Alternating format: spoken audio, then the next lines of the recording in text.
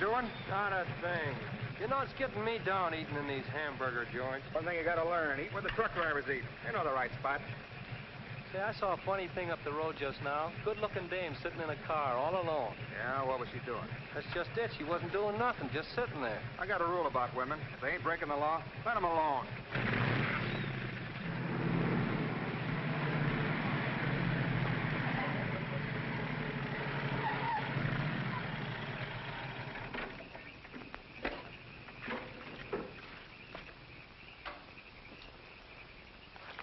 I didn't mean to disturb you, miss.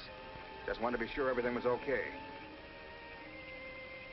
Excuse me, lady, but are you sure you're all right?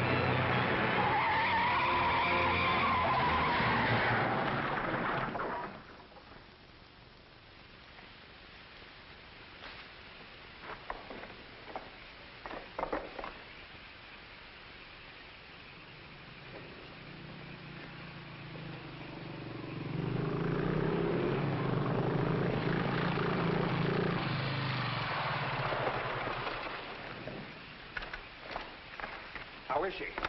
Luckier than she deserves. I just checked on her up the road. She was acting kind of strange then. I'd better call that ambulance.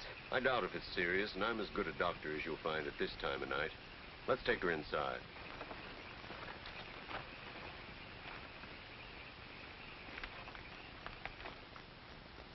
Well, no bones broken. Bruises, that's all. I think you better rest here for the night. I'm a little surprised. You're a beautiful young woman. You've been in an accident. You haven't asked for a mirror. Perhaps that fits with the way you were driving tonight. Perhaps you find the idea of living not very attractive. Is that any of your business, Doctor? As a matter of fact, it is my business. I happen to be a psychiatrist. I don't need a psychiatrist. You won't mind if I disagree with you. Here's a beautiful young woman, apparently well-to-do, apparently in good physical condition, who just doesn't care what happens to her. This is interesting. Not altogether unusual, but interesting. Of course, there are the obvious deductions. It's my life, Doctor, and I prefer to run it myself. And you don't want anyone to see inside it. Perhaps you don't even want to take a look yourself. Many women haven't the courage to face themselves, so they look for escape in one excitement after another. Half my patients are like that. But I'm not one of your patients. If you tell me how much I owe you, I'll be going back to town now. Very well.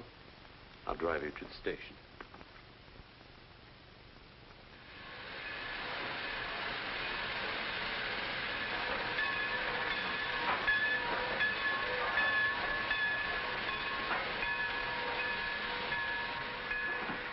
Miss Damien, you're an intelligent woman, not an idiot. Will you promise me one thing? When you get ready to throw yourself off Brooklyn Bridge, will you come and see me first?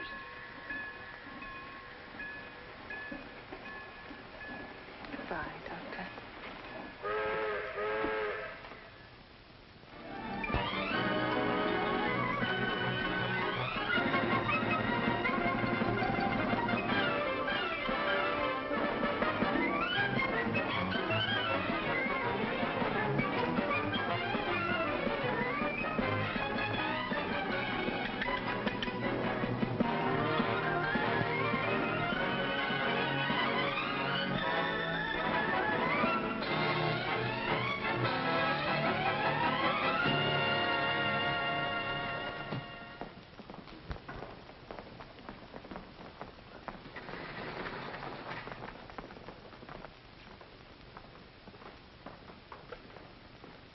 Just what is our trouble? That's what I want to know. Our trouble is Miss Damien. Miss Damien again. She's as pretty as a picture and as stubborn as a mule. But this time, there's a lot more involved than just hooking it.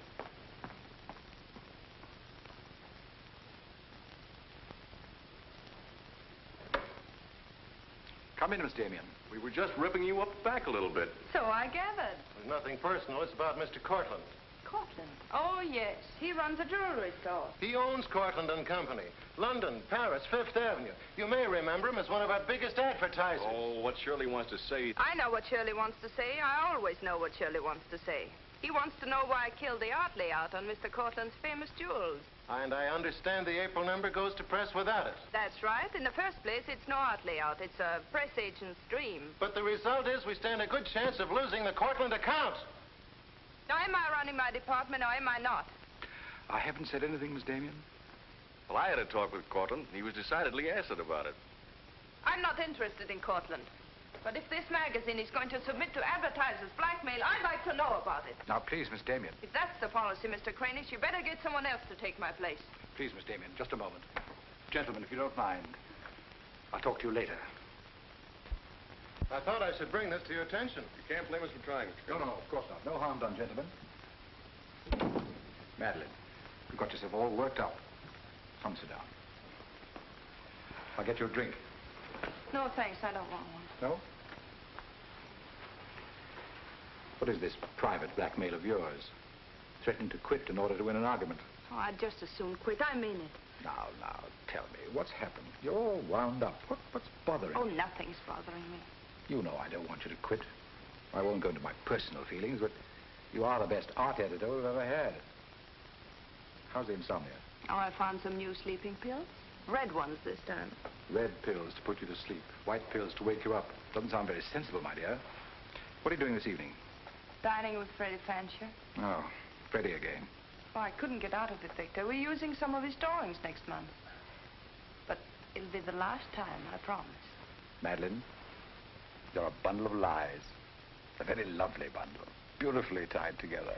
I'm trying to be honest, but you won't believe me, will you? No, my dear. Because I don't really think you believe yourself.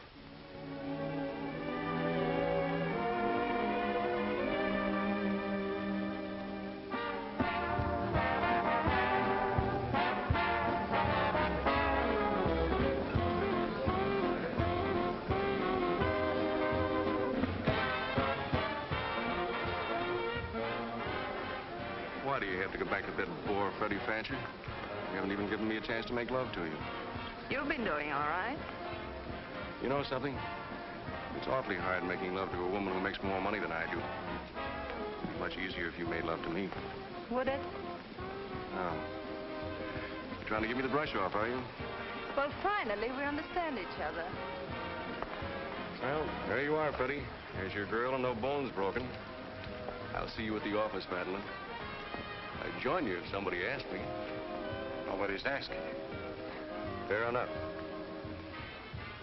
Why do you have to dance with that pollywog?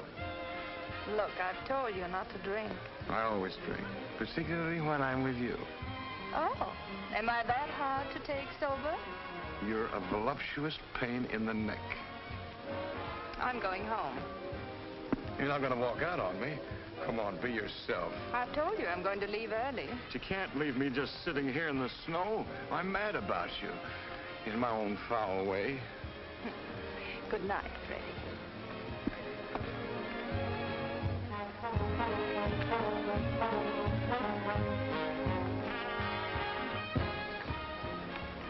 Any chance of getting a cab, Jim? I'll try, Miss Damien. Oh, Miss Damien, here's someone I know you're anxious to meet. Mr. Felix Cortland, one of our most prominent advertisers.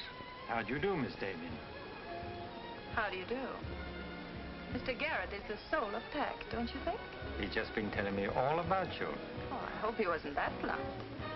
Oh, you needn't worry. I always form my own conclusions. Can I give you a lift anywhere? My car's just outside. No, thank you. They're getting me a cab. Oh, I'm very sorry. I'm sorry, Miss Damien. There isn't a cab around. Oh, how long do you think it'll be? That's hard to say.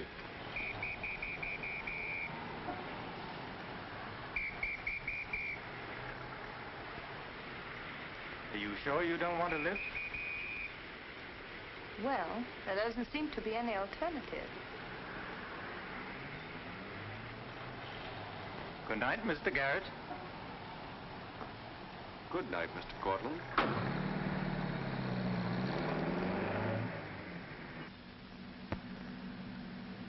I wasn't very polite, was I? Neither was Garrett, for that matter. Oh, he always enjoys uncomfortable situations. You still feel uncomfortable? No. Frankly, I don't. Good, nor do I. You know, you're not at all what I imagined. No? No. The big international jeweler. I happen to inherit a business that runs itself very nicely. As a matter of fact, you don't look like an art editor. More like a work of art. That layout on your jewels is still a wretched piece of copy. I can only admire your good taste. And I'm still not going to... I wouldn't try and persuade you for the world. Mr. Cortland, I think you're a very dangerous man. I only wish it were so. The truth is, I'm a very ordinary one.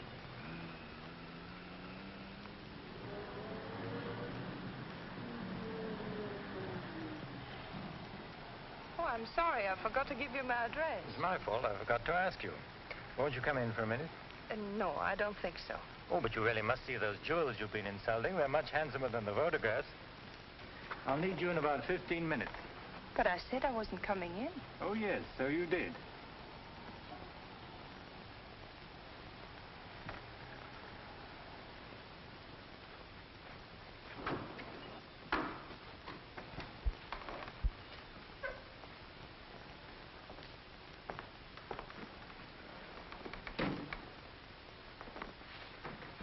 Let me take your wrap. Well, I'm only going to stay a minute, you know. Of course.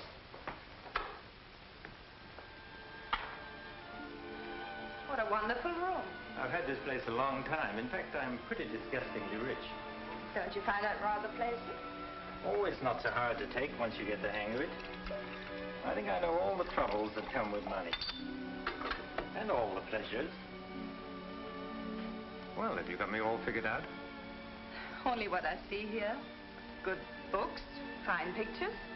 Wonder if you ever look at them. Oh, but I do. I'm a lonely bachelor, and I spend hours here all by myself poring over old manuscripts. You don't expect me to believe that, do you? Didn't my father paint that? Was Stephen Damien your father? Uh-huh. That's very interesting. Is it? I remember when he came here to paint that picture of my mother. Everybody was fascinated by him, especially Mother. Father ended by chasing him out of the house. I'm afraid that's the way it usually ended. My father was very much in love with life. That's a Hungarian custom, isn't it? Mm-hmm. Not exclusively Hungarian. Weren't you going to show me your jewels? Oh, yes, of course. I'd quite forgotten. That's the reason we came in here, wasn't it?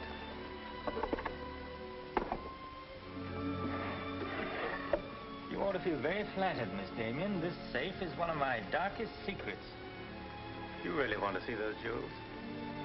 Not particularly. I can't tell a brilliant from a diamond. Not one person in 100 can. But then very few people are intelligent enough to admit it. Thank you. How about another drink? No, thanks.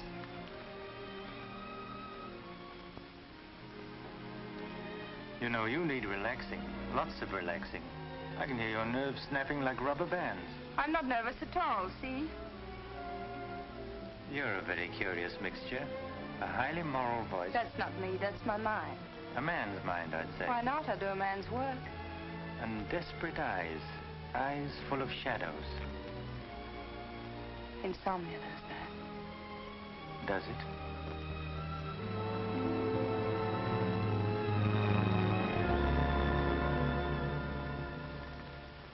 Dean, Miss Damien, give you her secretary. Miss Damien's office? No, Mr. Cortland, she's not here yet. Shall I have her call you? Yes, Mr. Cortland. Where's Glamour, Puss? She hasn't come in yet. Well, who sent these? Mr. Felix Cortland. Mr. Cortland. It's very interesting. She never misses, does she? Mm-hmm. Jealous. If I'd given it any thought, I could have predicted it. Gladys, I won my bet. She's got a new boyfriend. I guess those dames gotta have no excitement all the time. Yeah, here today, gone tomorrow. Personally, I don't see what she sees in it all. Is that any concern of yours? No, Miss Damien. I didn't hire you to gossip about my private life. No, Miss Damien. Go get your money. You're through.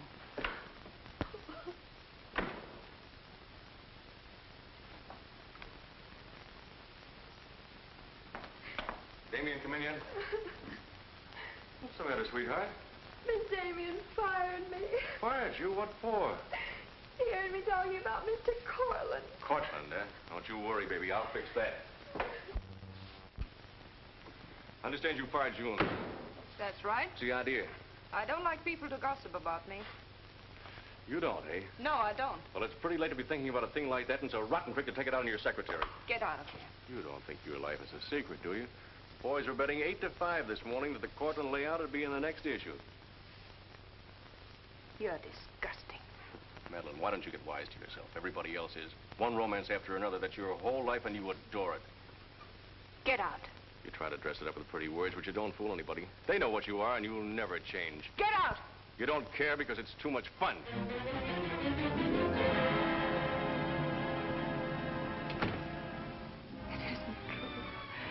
It isn't true. It isn't true.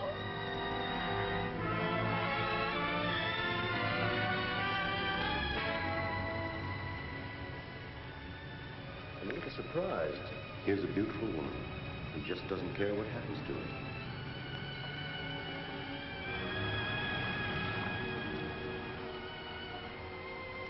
Many women haven't the courage to face themselves, so they look for escape in one excitement after another.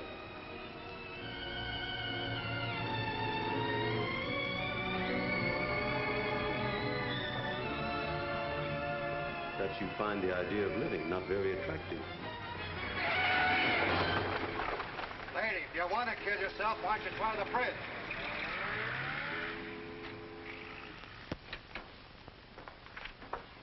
I'm glad I was right. An intelligent woman, not an idiot. Sit down. That's it. Now, if you feel like talking, just go ahead and talk. You're afraid, aren't you? Well, it's our job to find out why. To explore the shadows and throw light on what we find there. Then you'll be able to see yourself clearly and face yourself honestly. When you can do that, you won't be afraid anymore.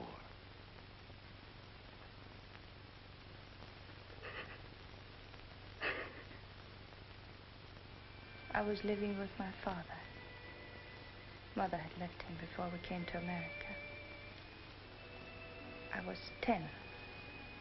And to me, the way he lived seemed romantic and wonderful.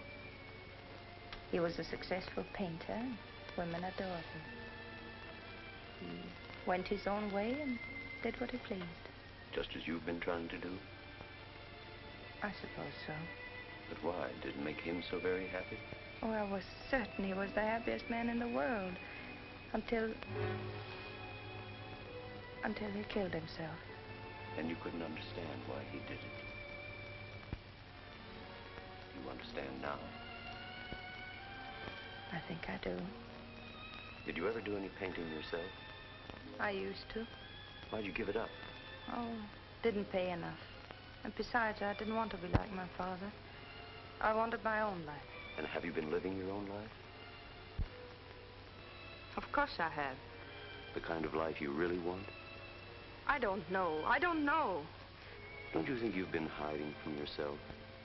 Did you ever try and discover the person you really were, deep down underneath? I never cared to. I'm not so sure I do now. In that case, I'm afraid I can't help you. But of course, that's entirely up to you. Shall we go on then?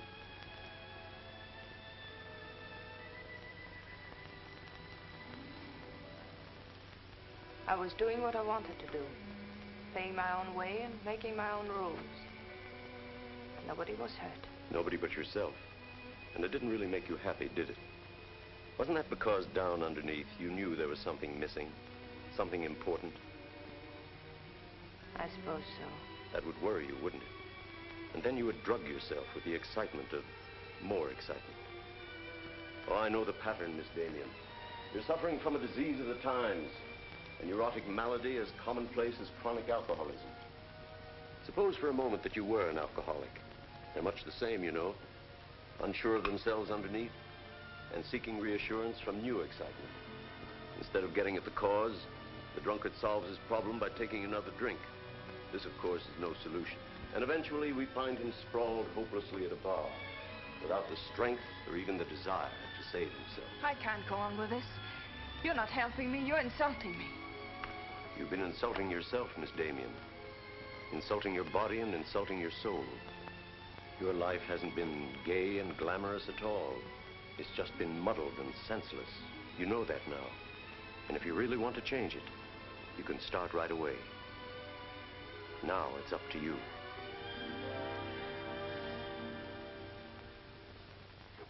You can have my apartment, Ethel. The rent's paid till the end of the month. Darling, I feel like a vulture, wheeling over your head.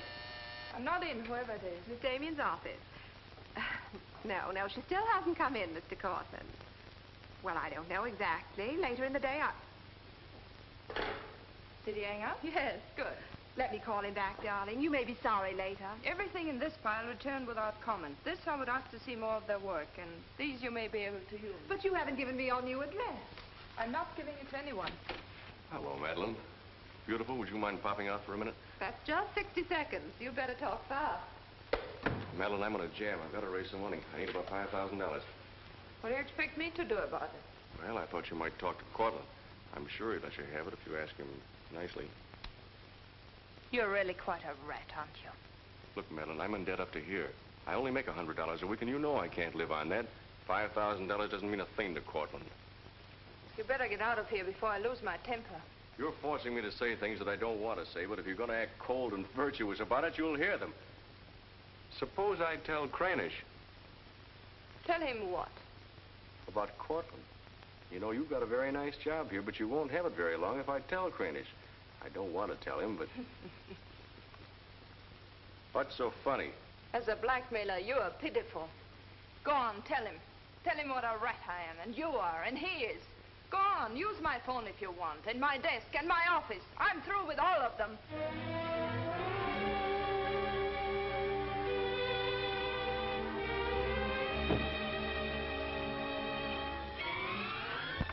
Boulevard magazine. No, Miss Damien hasn't been back. Just a moment, please. I'm sorry, she doesn't work here anymore. You might try at her home. Waldorf Apartments. Waldorf Apartments? Miss Damien? Oh, no, she gave up her apartment. Why don't you try the post office? Dalton? Damien. Here, Richard Caleb, 137 West 50th Street.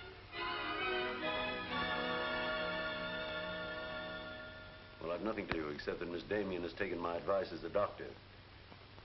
She'd been living in an area of infection, and she's removed herself from it. I take it you consider me part of the general contamination. Now, you've come here for information, not diagnosis. I usually charge a fee for insulting people. I'm willing to pay for data of any kind. Yes, I gathered that. But I have nothing for sale. I suppose you're being very ethical, but I'd like to talk to Madeline.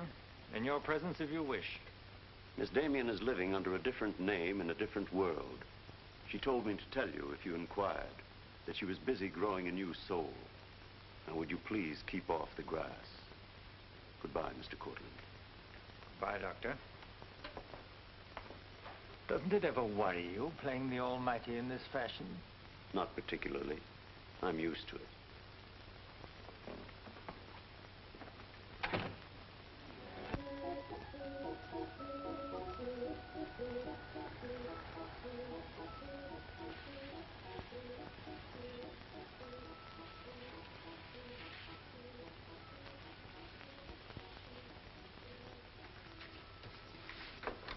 How's it look?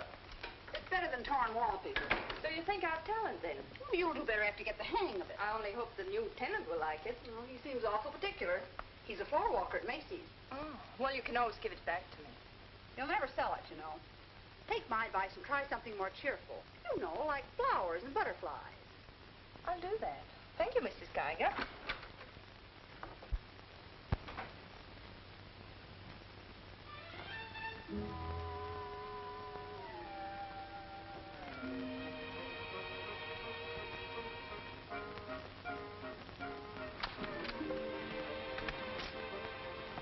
thanks. You saved my life. Is this yours? Yes. Mrs. Geiger would scalp me if she knew I kept mice in my room. Well, why do you keep mice in your room? Oh, pathologist, part of my homework. I really shouldn't bring these fellas out of the lab, but, well, I got kind of attached to this one. Oh, thanks again. Hey, women are supposed to scream. Aren't you afraid of mice? Well, no, but next time I'll scream.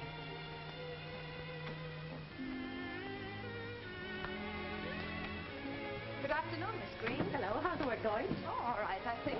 Yes.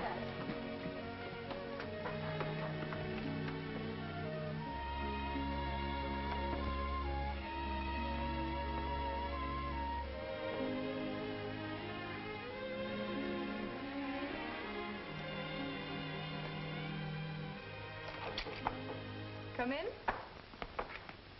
Hello. Hello. Say, you're an artist, aren't you? Well, I don't know. Oh, Mrs. Geiger said yesterday that you were. She's an authority if I ever saw one. I was wondering, could you do a job for me? Want your portrait painted? Me? Oh, no. No, nothing like that. I'm doing some research, and it has to be illustrated. Oh, what do you want me to draw? Nothing fancy, just blood cells and things. Sounds fascinating. Oh, it is, really. You see, it's a lot like... Oh, no, you'd be surprised. It really is fascinating once you get in it. Of course, I'm on a fellowship, and I couldn't pay you very much. Matter of fact, I couldn't pay anything till the first of the month. That'll be all right. Oh, fine. Swell. It's all settled then. I'll see you at my place about 6 o'clock. Oh, but couldn't I? Oh, sure you can. I just live downstairs. You know, the mousetrap. Oh, by the way, my name is Cousins. Mine is Dixon. Very glad to know you, Miss Dixon.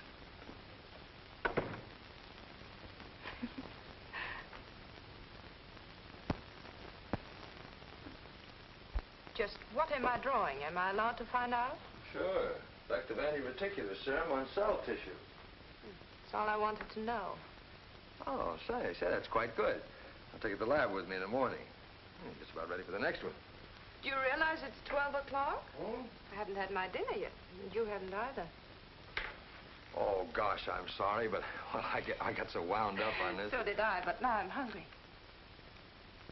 Well, tell you what let's do. We'll go out and eat. That's a brilliant idea. I'll get your coat. Do you do this all the time? Only since I got out of the Army. I was lucky to get this job of research. Now I've got to get it finished. Then what? Oh, then I go back to Oregon and become the usual respectable small-town doctor. No mice? No. No mice. Head colds and belly aches. $5 a visit. Maybe you'll like it. You'll get some rest. Oh, I'll get plenty of rest, all right, but I don't think I'll like it. You folks going out this time of night? That's right. We're meeting a few friends at the Busy Bee cafeteria. We don't want to miss the floor show. We'll have to hurry. See that he eats. He hasn't got any more sense than a goose. I'll feed him with a spoon. I got onto it first up in a little town in Germany while I was still in the Army. I met a couple of Russian medical officers who were working on anti-reticular, and, well, they were pretty steamed up about it. Pie, sir? No, thanks. We got together the first night over a bottle of vodka. I remember the town was still burning. Well, maybe it was the vodka, but anyhow, we got to talking about anti-reticular, and, well, I guess I got pretty excited. You mean you speak Russian? Over a bottle of vodka, anybody speaks Russian. Care for some coffee? No, thanks. I've milk. Oh, one, please. At any rate, I promised myself that night that just as soon as the war was over, I was going to do a job of this. You haven't stopped to eat ever since. That's an error I'm just about to rectify. $1 even. There you are. Thank you. Thank you. You, sure you've got everything you want? Oh, yes, thanks. You know, I don't think you're much of a doctor. Do you call this a sensible diet? Pancakes and pickles? Well, scientifically, there's two kinds of diets. The kind that doctors prescribe and the stuff they eat themselves. Oh, but you're always in such a rush. You can't make scientific discoveries that way. Sure you can. Take Banning. He saw some flies nibbling at a piece of pancreas. Figured out that there must be sugar in it, and in 1 minute he had the idea for insulin. You know, you're a very lovely girl. You're not being very scientific, Doctor. Oh, but I am. It's the very heart of science. It's the truth. Let's talk about insulin. Insulin.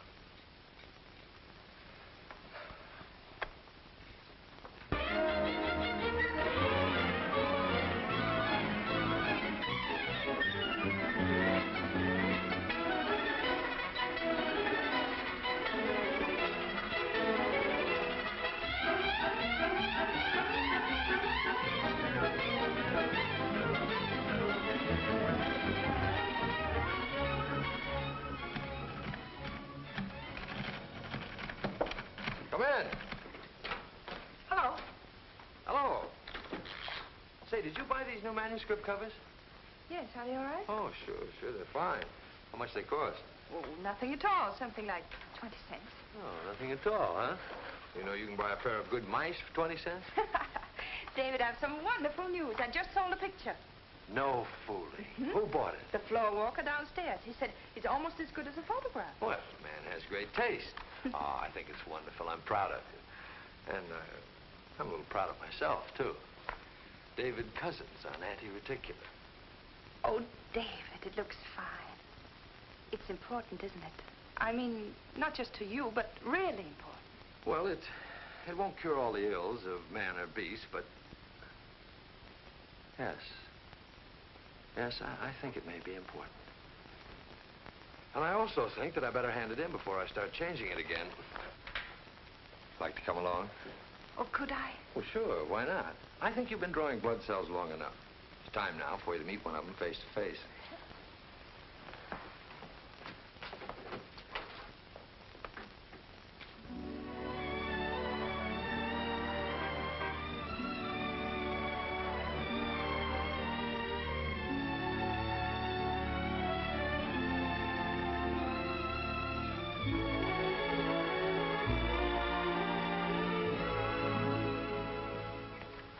I hope your text is as good as your illustrations.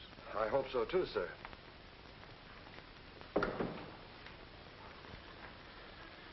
Well, that's that. You didn't tell him there were your drawings, did you? I didn't tell him they weren't. Come on, I'll show you my lab. Coffee. I wouldn't try and drink it if I were you. Assistant pathologist.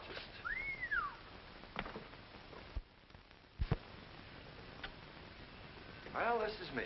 How do you like it? Oh, I think it's wonderful. But how do you find anything in this place? Been here for 6 months and I haven't lost anything yet. Doesn't matter anyway. The boss okays my research, I'll be out of here in a week. Back to Oregon? Yes, back to Oregon. All that way just to make a living. Is it as bad as all that? Oh, what's the use in kidding, Madeline? I'm so much in love with you, I can't see straight. I haven't done any work in here for days. I just sit around waiting until I can see you. I know. Because that's just what I do. Wait to see you. Darling. Oh, darling, I never felt like this about anyone before. Tell me, when did you first know? Oh, when I first saw you, I think. Yeah, me too. I'll never forget you standing in that hall with a mouse in your hand. Only I didn't know then what was happening. I thought I had the flu. Will you marry me? Oh, David. Well, will you? We don't know each other. I mean, you don't know me. Oh, but I do. Of course I know you. Now, what do you want to know about me? David Cousins, M.D., University of Oregon, Captain Medical Corps Reserve, young, healthy, and very much in love. Will you marry me? Oh, please don't ask me now. Well, I've got to ask you now. I want to marry you now. Please give me time, David. I'm all mixed up. I'd like to go home now. All right.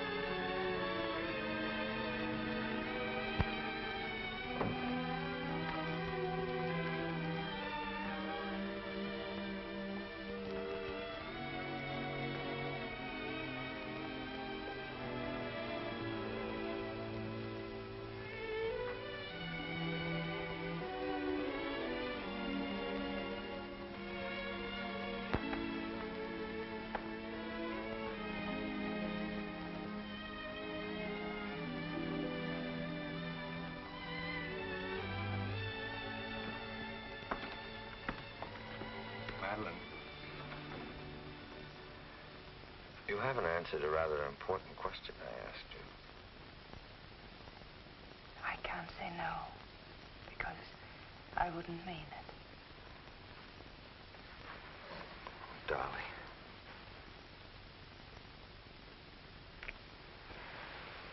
David, I do love you.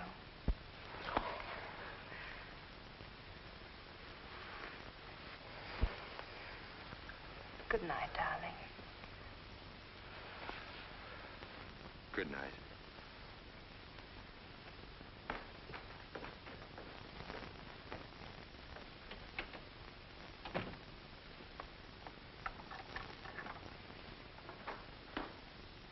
Hadn't you better close the door?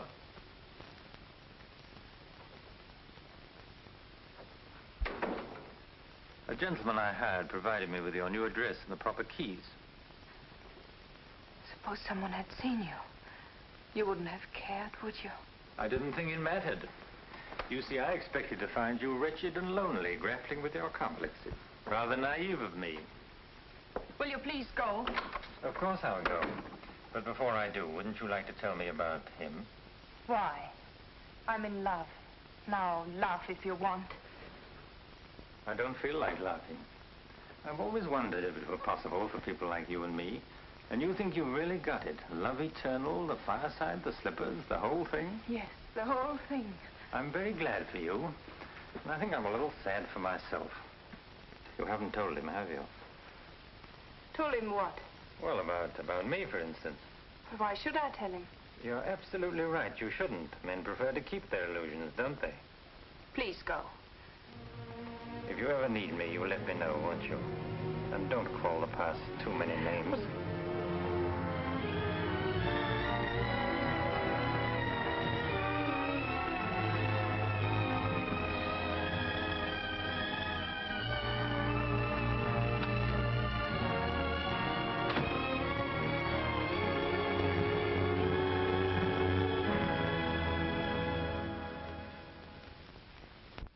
What you say. I'm going to marry him just as soon as it can be arranged.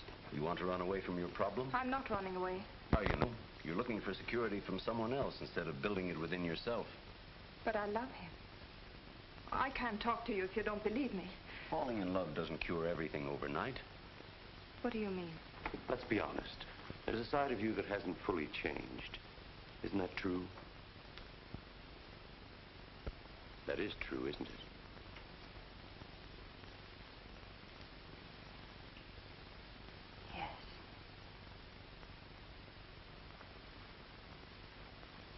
Have you still not told David about yourself? I couldn't tell him. You let him fall in love with an illusion, with someone who doesn't exist. I could never tell him. He might stop loving me.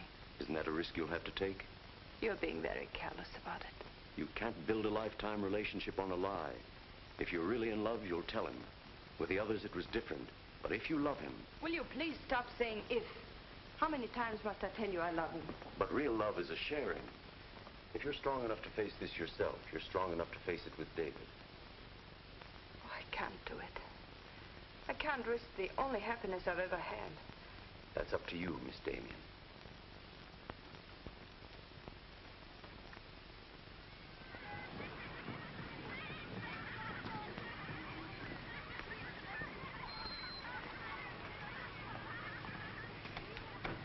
Hi. Hello, darling. You're home early, aren't you? Well, I didn't get fired, if that's what you mean. Dr. Lutz read my paper. Really? What did he say? Well, he liked it. Oh, David, that's wonderful. The only trouble is he thinks it's so important he wants me to go to Chicago and read it before the convention. Oh, David, no. Well, that's not my idea. I don't want to go. Well, when will you have to leave? Tonight. Got to catch the 8 o'clock plane. And when will you come back? Oh, I don't know. A few days. But I'll tell you what. As soon as I get back, let's get married. You can get a license in 3 days, and it only takes 15 minutes to get married. You still want to marry me, don't you? Oh, more than anything in the world.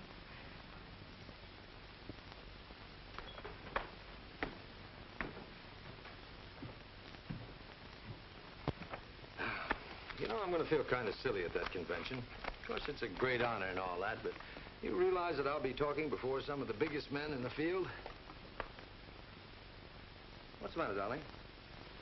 Nothing. I was just thinking how I'd feel if you didn't love me. Oh, don't be silly. Not a chance. David, could you ever stop loving me? Oh, that's really a gruesome thought. Of course not. Even if there was a reason? The world is bothering you. Nothing. I just wanted to be sure. Sure about what? That you loved me and not an illusion you built up about me. Scientists can't believe in illusions. I believe in you. You're the best thing that's ever happened to me. 4 shirts. I wonder if that'll be enough. Come to think of it, it'll have to be. That's all I've got. Socks? Well, that just about does it. Madeline, was there something special on your mind? Something that you wanted to tell me? Just that I love you, that's all.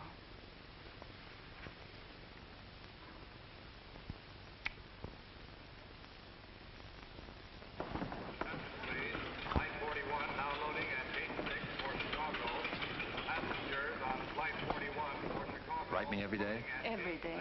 Hope you miss me. Hope you suffer like a maniac. I will, I promise. Oh, gosh, I hate to leave you. You know, I'm going to be jealous. Jealous of what? Oh, I don't know. Nobody, everybody. Just jealous. Darling, I belong to you. Don't you know that? I'm only alive because you love me.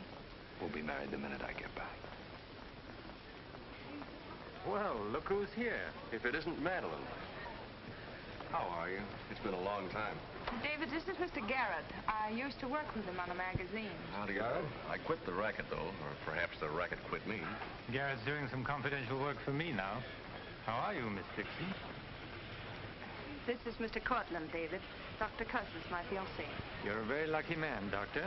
I think so. Well, goodbye, Miss Dixon. My congratulations to you both. Oh, thank you. Good night. Good night. I don't believe a minute of it, do you? Garrett, you're a very cynical man. You don't believe in true love. You don't think Madeline does either, do you? I don't know, but I've always been fascinated by miracles.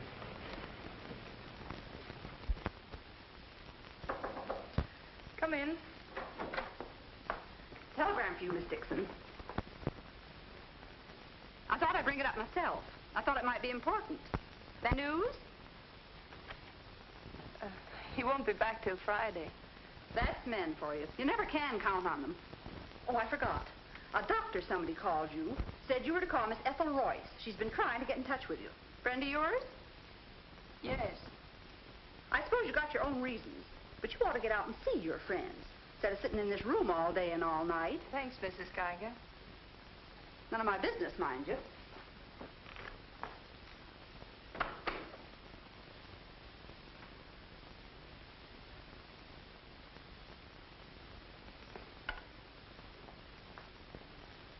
Ethel, this is Madeline. Madeline.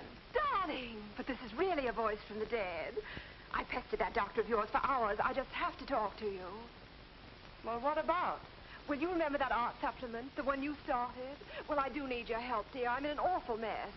Sorry, dear. I'll never come into that office again as long as I live. Oh, but I wouldn't ask you to do that. Just meet me somewhere. It'll only take an hour, I promise. Well, if it's just the two of us. All right. I'll be there at 5. Oh, so relieved. We were really desperate. Wonderful. I'm just dying to see you. Bye, dear. She'll do it. Good. Wonderful thing, professional pride. It never dies. How'd you sound? Awful. What do you expect? Too bad. Victor, I don't want you to be there. Wouldn't think of spoiling your reunion, my dear. I don't trust Madeline, doctor or no doctor. Nor you either, my sweet.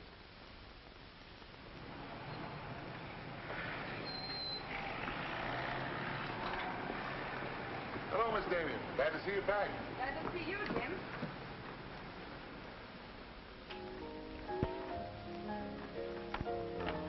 Hello, Luigi. Is Miss Royce here? She just came in, Miss Damien. We missed you, Miss Damien. Have you been away? No, but it's nice to be back just the same. Hello, Ethel. Darling, you look wonderful. A little pale, but so interesting. You know, I can't stay very long. Oh, I understand, dear. We'll get right to work. The usual, Miss Damien? Well, I don't know, Carl. You'd better. Wait till you see the mess I'm in with the supplements. All right, Carl. Darling, I'm just dying to hear what you've been up to. You must tell me everything. but there's nothing to tell. Come on, let's go to work.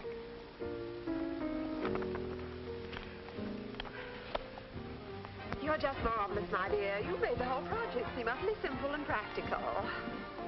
Not for me, please. Darling, you used to be able to drink 10 in a row. I'm out of training. No one would know it, my dear. You seem just like the old Madeleine again. It's the surroundings. What do you say we have dinner and go to a show?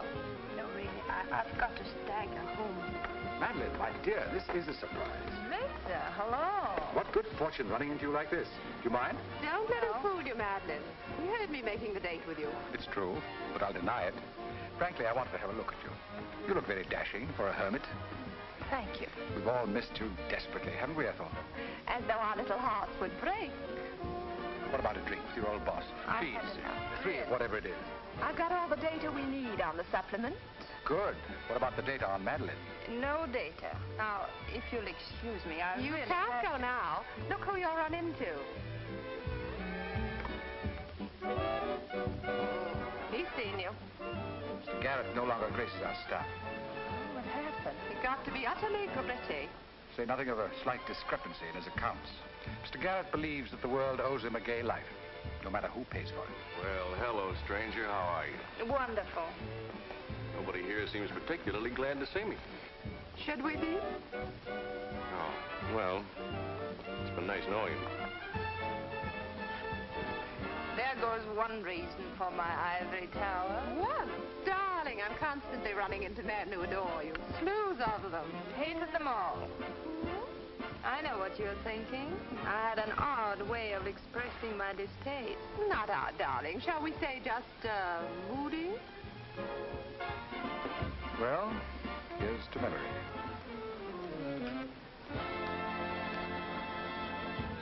May I speak to Mr. Cortland, please? Just a moment, sir.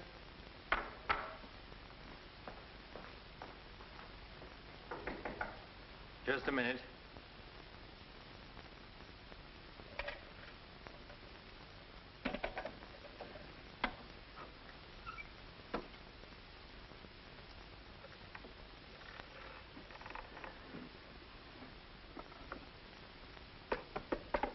Come in. Mr. Garrett on the phone, sir. All right. Hello, Garrett. I have some interesting news. Do you know who's here? Madeline. How considerate of you to call. By the way, I've just been through the stones in my safe, and one's missing. The stone's not terribly important, but you're the only person who knows about my safe, and the fact is you did have my keys for quite a while yesterday. What are you getting at? Only that I don't like thieves. But you're being ridiculous. Let me come over and talk about it. There's nothing to talk about. I'm taking it up with the police. But, Cortland, you can't do that.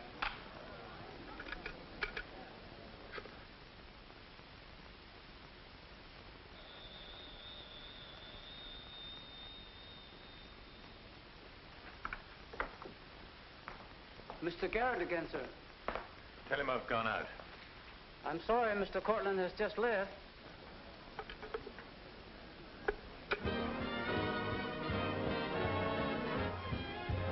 Are you all right, darling? Of course I am. You're not going to disappear again. Oh, yes. Back to my treetop. It's raining. Let me drive you home. Oh, no. Ethel wouldn't approve. Good luck, my dear, in your treetop. Bye, darling. Well? Let's face it, she's a changed woman. She'll never change, darling. She's just got herself a new set of words, that's all.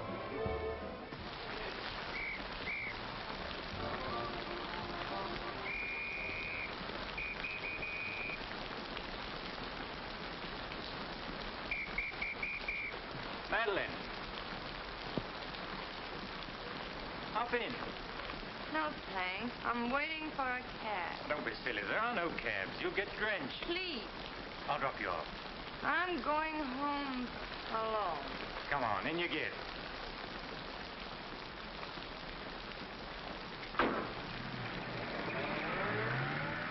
I hope you didn't get too wet. Your concern is touching. Quite a coincidence finding you in the rain. Is it? I can't lie to you, especially when there's no point to it. I was informed you were playing hooky. You're detestable. I'm really not detestable at all. I happen to be very fond of beauty, which shouldn't be a crime in your eyes. Please, no debates. I'm a little dizzy. A good dinner will soon take care of that. Why do you always hound me? You know I despise you and everything you stand for. There's always a chance I may be able to improve your opinion and your manners. I'm sleepy. You know you're very lovely. Please don't bother. I'm not listening.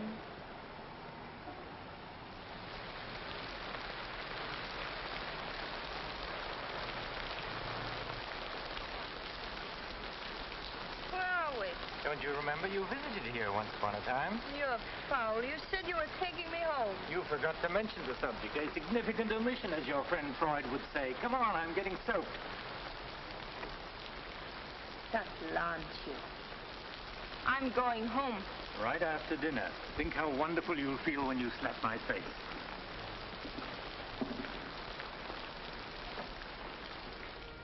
That'll take the chill out of your bones and maybe even your heart. Still cold? Oh, no. It's quite warm in here. Cigarette? Thanks. Very warm. Light? No, I'm not really detestable, am I? No. I am. Why? Because I ought to go home. In this rain, you mustn't even think of it. You see, you are detestable. And you've been very annoying for months.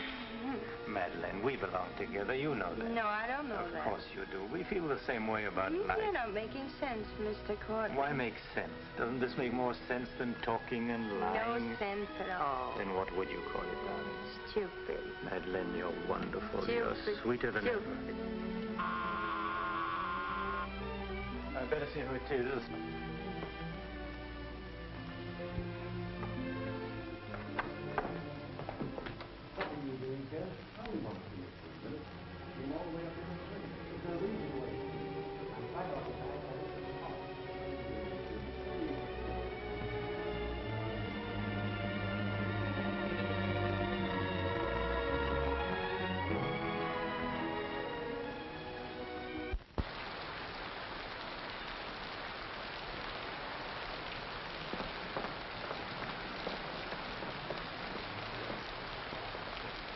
But I tell you, I'm going to raise the money. I'll pay you, honestly. I don't like dealing with thieves. That's a job for the police. You swear out a warrant, you'll never get a dime. Look, I didn't sell it. I just had to have some money temporarily. Here's the pawn ticket. I'm not interested in pawn tickets. Good night, But, Gary. Carter, you've got to give me a chance. I said good night.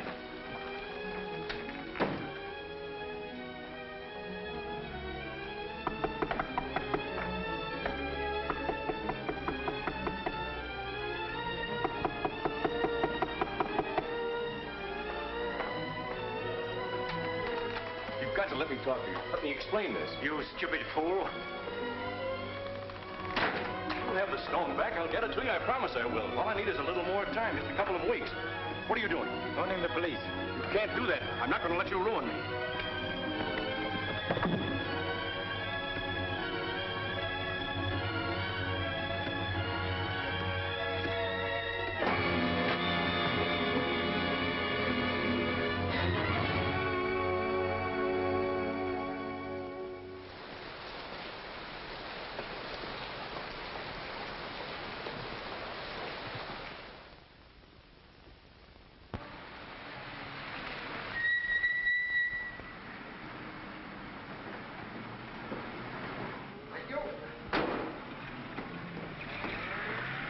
Very lovely this morning, Mrs. Geiger. You wasn't expected back until Friday. That's what I like. A cheery welcome home. Miss Dixon upstairs? I haven't seen her this morning. Who is it?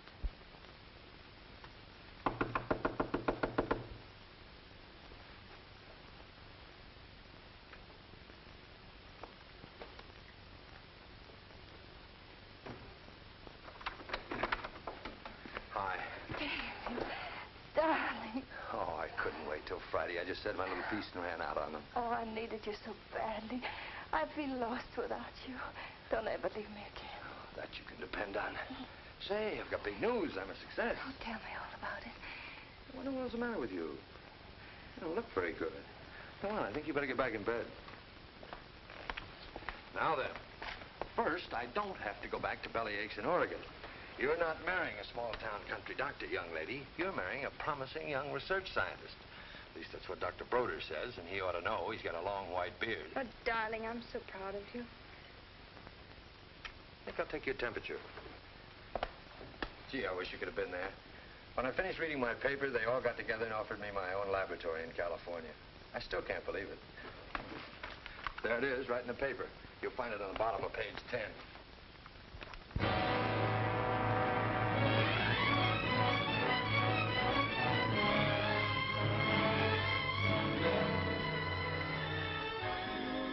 He makes you feel that you're really important. You know what he said to... Madeline, what's the matter? David. Oh, darling, you're cold as ice. You've got a chill. You stay right here. I'll be back in a minute. Oh, don't go. Don't leave me. I'll only be a second. I want to get a hot water bottle and some more blankets.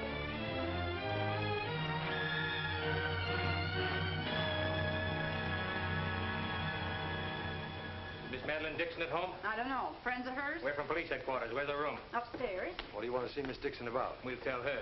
Well, perhaps you'd better tell me first. Miss Dixon isn't well. Who are you? He's a doctor. He lives here. If it isn't important, I suggest you come back tomorrow. It's important.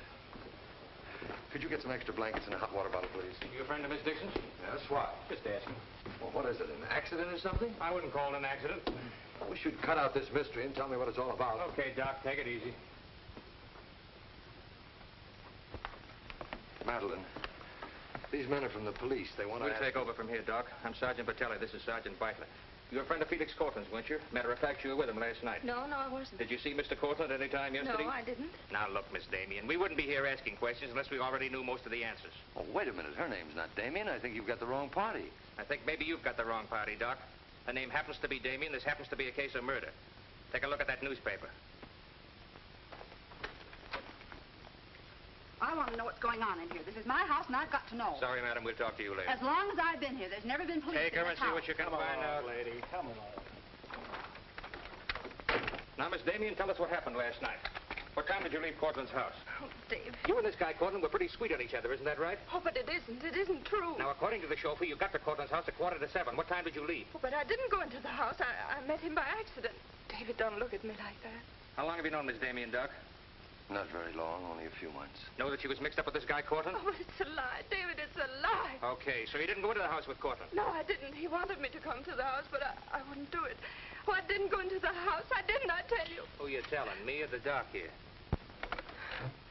Did you get anything? She came in about 9. In a cab? No, she was walking in the rain. Landlady said she looked kind of wild-eyed. What about Cortland? He was here, all right. He visited her a couple of weeks ago. Get the date? Yeah, April 10th, around midnight. Anything else? The landlady thought that Cortland had a key to this place. She was kind of vague as to how he got it. I didn't give him a key. David, you can't believe that. I've got his key ring here. This one fits. He had a key, all right. But I didn't give it to him. Where are you going? Oh, David, don't leave me. I didn't kill him, I swear. I didn't kill him. Who cares whether you killed him or not?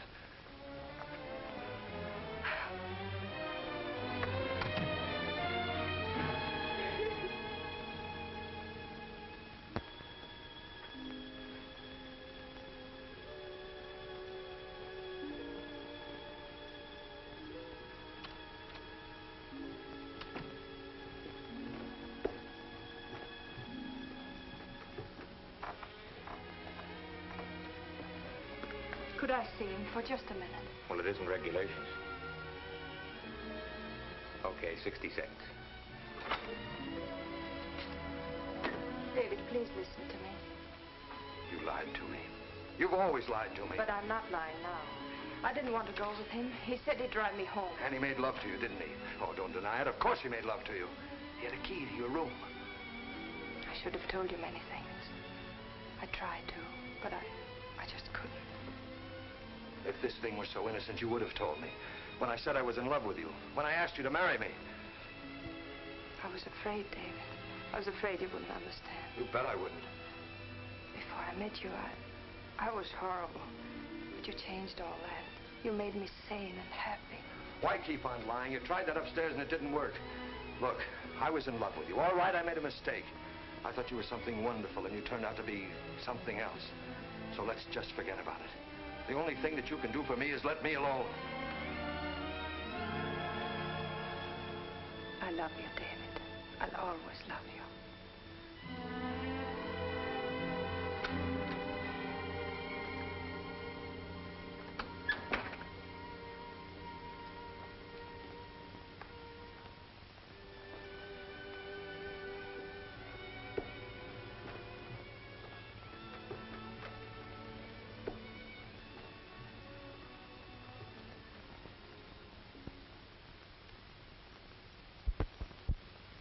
So, ladies and gentlemen of the jury, the prosecution will prove beyond a shadow of a doubt that Madeline Damien is guilty of the premeditated murder of Felix Cortland. We will prove that she was in his apartment the night he was murdered. We will prove that her fingerprints are on the table lighter with which he was murdered. And we will prove further that she had a motive for the murder. For after all, this is a very simple story. To one man, Dr. Cousins, she was a pure and noble woman. To the other, Felix Cortland, an irresponsible light of love. Too self-indulgent to be faithful to the man she wanted to marry. Too weak and lacking in character to break with Cortland. Her twisted soul was bent on a heartless deceit. To make one man believe what all others knew to be a lie. And when Cortland threatened to expose her, she went to his apartment to plead with him in the only way she knew. She embraced him. She made love to him. And when, in spite of that, he threatened to expose the lie that she was living, she silenced him forever. Ladies and gentlemen of the jury, the state asks you to find Madeline Damien guilty. Guilty of murder in the first degree. On the night Mr. Cortland called on the defendant, did you let him into her apartment? I certainly did not. How did he get in then? He must have had a key of his own. The key of his own? Where was the defendant when he arrived? Out to the doctor, I suppose, pulling the wool over his eyes.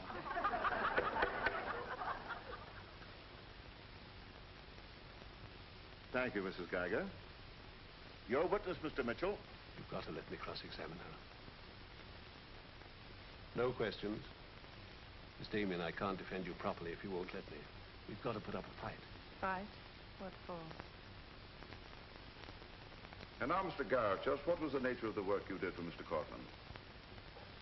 Well, most of it was personal. Confidential secretary, I suppose you'd call it. And in that capacity, you were in a position to learn a great deal about his private life? Yes, of course. Did Mr. Cortland know that Miss Damien was lying to Dr. Cousins and concealing her true character from him? I'd rather not answer that question, Mr. O'Brien. You see, both Miss Damien and Mr. Cortland were friends of mine. Yes, I understand. Well, let's get back to the meeting at the airport.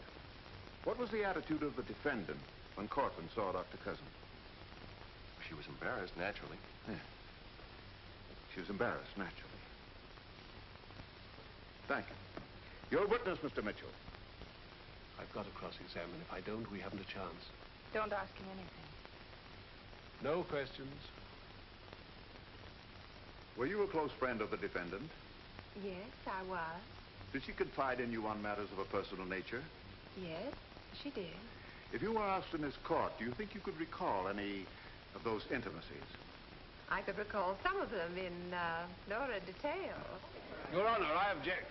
Objection sustained. Well, let me ask you this, Miss Royce. Would you say in general that men found Miss Damien attractive? Definitely. And would you say that Miss Damien found men attractive to her? I'm afraid I most certainly would. You would? What were the relations between Miss Damien and her former employer, Mr. Cranish? They were friendly.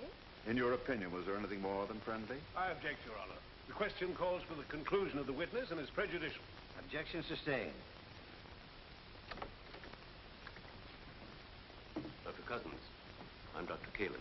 Miss Damien's a patient of mine. I don't happen to think she's guilty of murder, do you? No, I don't. She may be guilty of other things, but in there she's being tried for murder. And she won't even defend herself. got a pretty good lawyer, hasn't she? She needs your help, Doctor.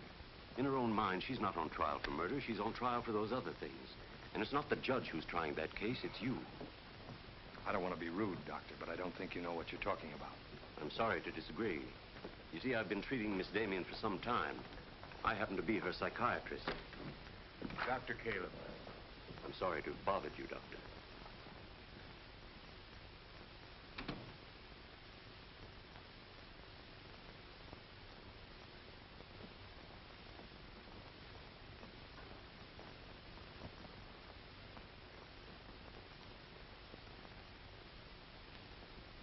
Your name, please? Richard Caleb. You're a psychiatrist? I am. Miss Damien came to you as a patient? Yes? Did she come of her own free will? Yes, of course. Isn't it true, Doctor, that people do not go to a psychiatrist unless they consider themselves, well, shall we say, not well balanced? In general, that's correct. As a matter of fact, wasn't Miss Damien on the verge of committing suicide when she made her first visit to you? Your Honor, I object. Well, no matter. We'll prove that by other witnesses. However, is it not true that people who come to you as patients come with problems? Objection. Objection overruled. Well, Doctor? There'd be no point in their coming to me if they didn't have problems. So the defendant came to you with a problem. Do you mind telling us, Doctor, in your opinion, just what was Miss Damien's problem? That is a confidential matter between doctor and patient. I'm afraid I can't discuss it. Well, during the course of your treatment of Miss Damien, did you ever discuss her relationship with Dr. David Cousins? Yes, we did. Well, bearing in mind the fact that she's engaged to be married to Dr. Cousins, do you think she was as frank with him as she should have been? As a matter of fact, I urged her to tell him everything. And did she? Not to my knowledge. Well, why not, Doctor? Why didn't she? I'm afraid you'll have to ask Miss Damien about that. Did you ever meet Dr. Cousins? Yes, just a few minutes ago. Well, I'm sure you found him a reasonable, intelligent young man, and yet the defendant refused to confide in him. Having met Dr. Cousins, I think I can see why Miss Damien hesitated to confide in him. Do you mind telling us why? It's my impression that Dr. Cousins hasn't the capacity, either emotionally or intellectually, to understand a problem like Miss Damien's.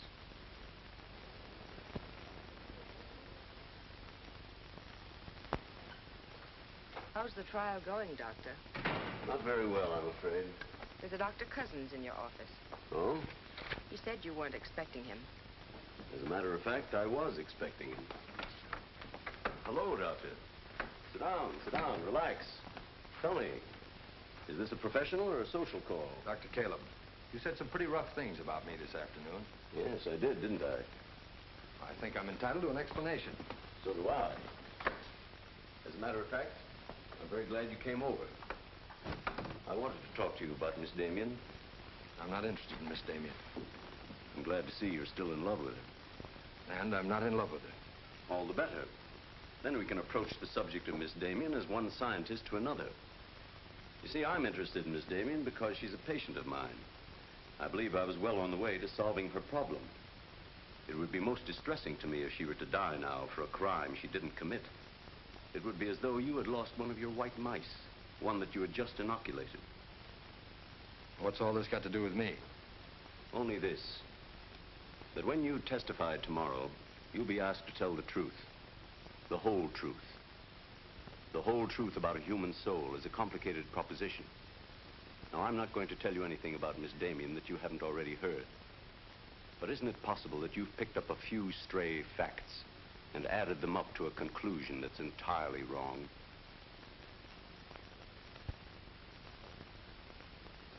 Won't you sit down, Doctor?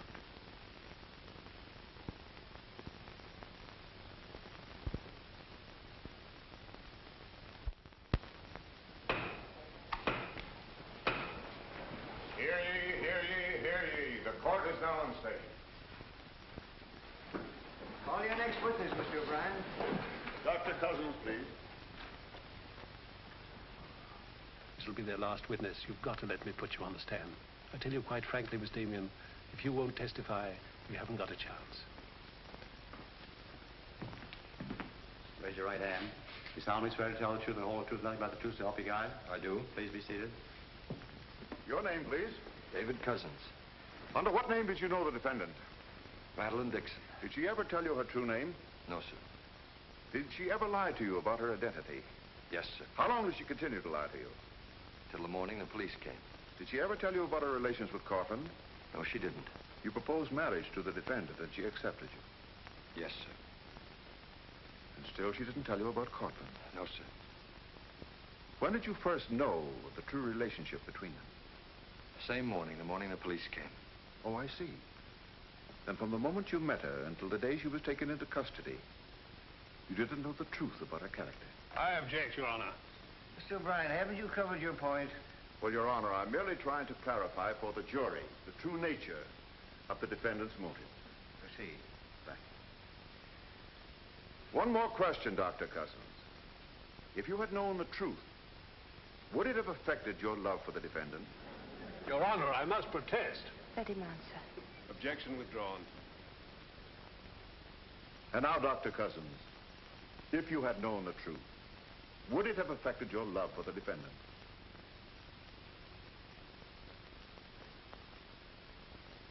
I was in love with Miss Damien then, and I'm in love with her now. Your witness, Mitchell. No questions.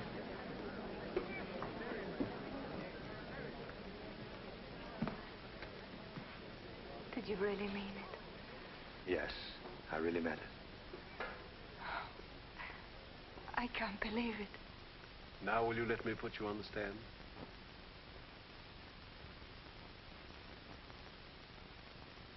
You admit you went to Cortland's apartment that night? Yes. He made love to you? Yes. Did you have any conversations about Dr. Cousins? No. Positive? Yes, I am. But tell me, Miss Damien, were you in love with Felix Cortland? No, I wasn't. Were you in love with Dr. Cousins? Yes. Oh. But you went to Cortland's apartment nevertheless. Yes, I told you that. You were in love with one man, yet you chose to visit the apartment of a man you didn't love. Did you go of your own free will? Yes. Mr. Cortland didn't force you or threaten you?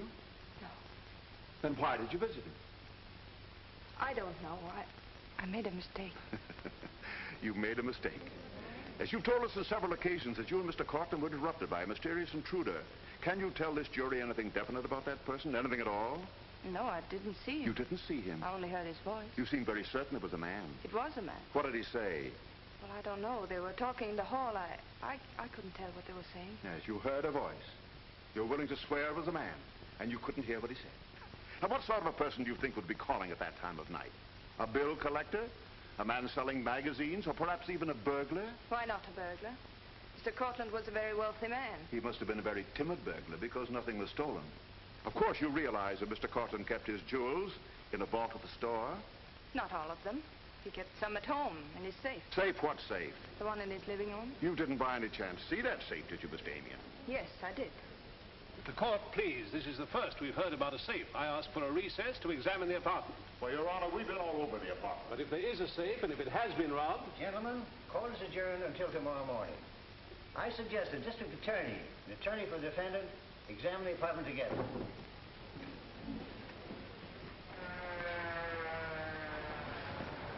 What about this safe, Mr. O'Brien? What safe? How about some papers on the inside, Mr. O'Brien? You boys better wait outside. I may have a statement for you when I come out. Mr. O'Brien. Huh? Mind if I tag along? I don't know why you're sure. The fine witness you turned out to be. Couldn't help that, sir. All right, Garrett, where's the safe? Me, Mr. O'Brien? I don't know of any safe in here. I didn't think you did. If you want an unbiased opinion, I don't think there is a safe. Well, here's a learned counsel. Perhaps he knows.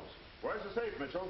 My assistant's checking the location with Miss Damien. He'll be along in a minute. Oh, you're on a dead one. While we're waiting, maybe Mr. Garrett could tell us where the safe is. I've asked him, he doesn't know. I don't understand that, Mr. Garrett. You were very close to Cortland, weren't you? That's right. I'm sure if there's a safe in here, I would have known about it. At least I would have seen the key to it. The answer's very simple. There is no safe. What did you find out? I got the dope on it, Mr. Mitchell. Splendid. It's over here in this bookcase. You were wrong for once, Mr. O'Brien. Could be. What do you know about that? Have you got Cortland's keys? There they are. Thank you.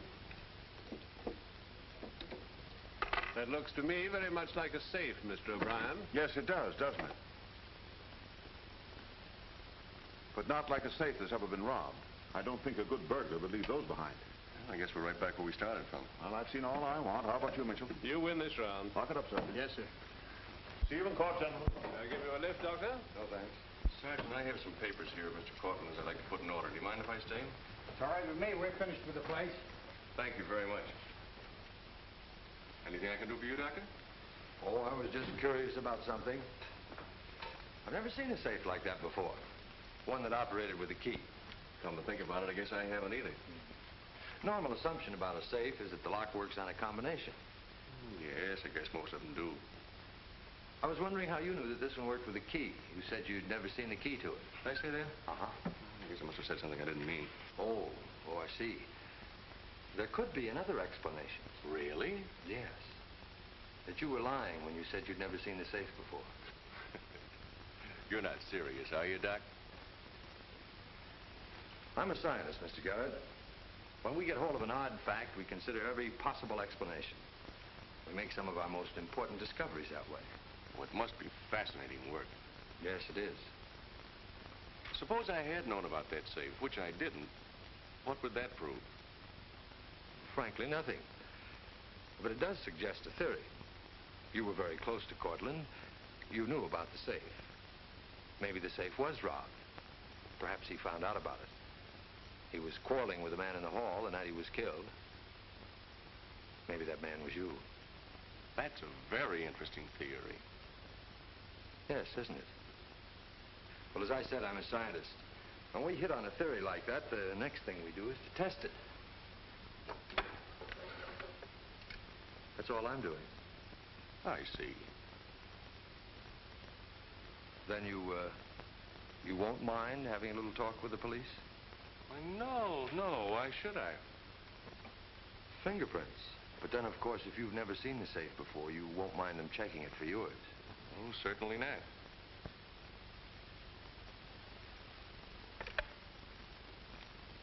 The number is Spring 73100.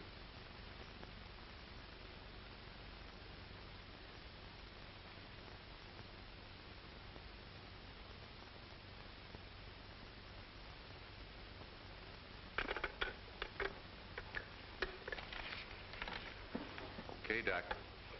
No hard feelings. Don't you think this sort of thing is rather out of your line, though? I guess maybe you're right. Bye, Doctor. Goodbye.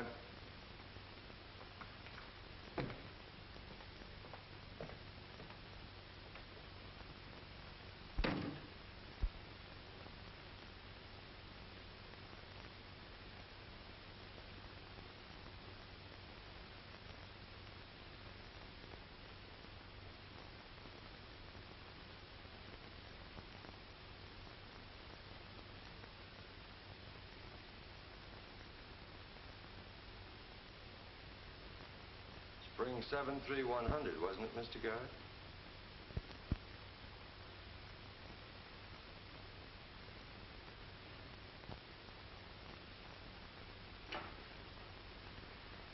I guess maybe I underestimated you, Doctor.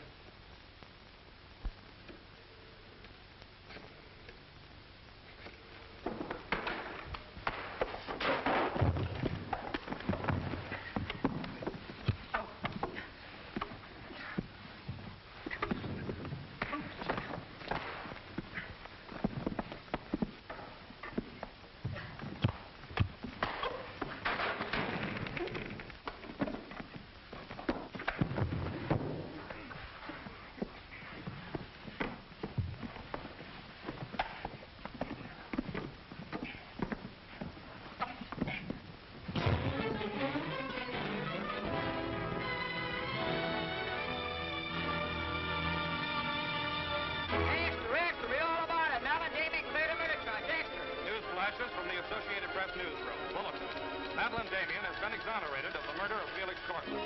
Full confession by an ex-employee, Jack Garrett, is in the hands of the district attorney. It was a trial marked by many surprises. Notably, the beautiful defendant's startling disclosure of the jewel vault hidden in the apartment of the late diamond importer. The beautiful Madeline Damien goes free, and Broadway is tipping its hat today to the young doctor who engaged the murderer in a battle royal. Mrs. Geiger, I've been looking for Miss Damien. Have you seen her? She's gone. She asked me to give you this. Gone? Well, where did she go? I couldn't get a word out of her, but I know she left the airport more than an hour ago.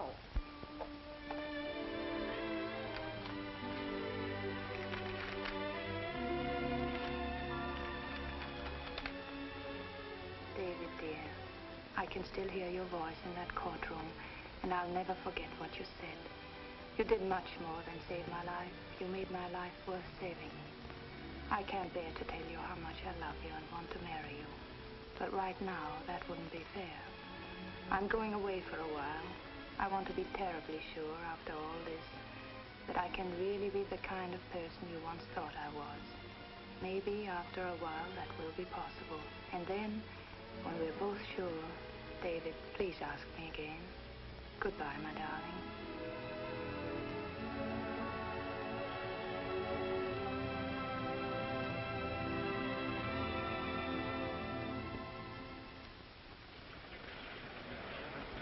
Passengers on Flight 41 boarding at Gate 6. Will you try and see him once in a while? Of course. You see, I want to be sure of myself. I'm sure of you. Are you really? After what you've been through, I'm very sure. On aboard, please. Goodbye. I still think you're making a mistake.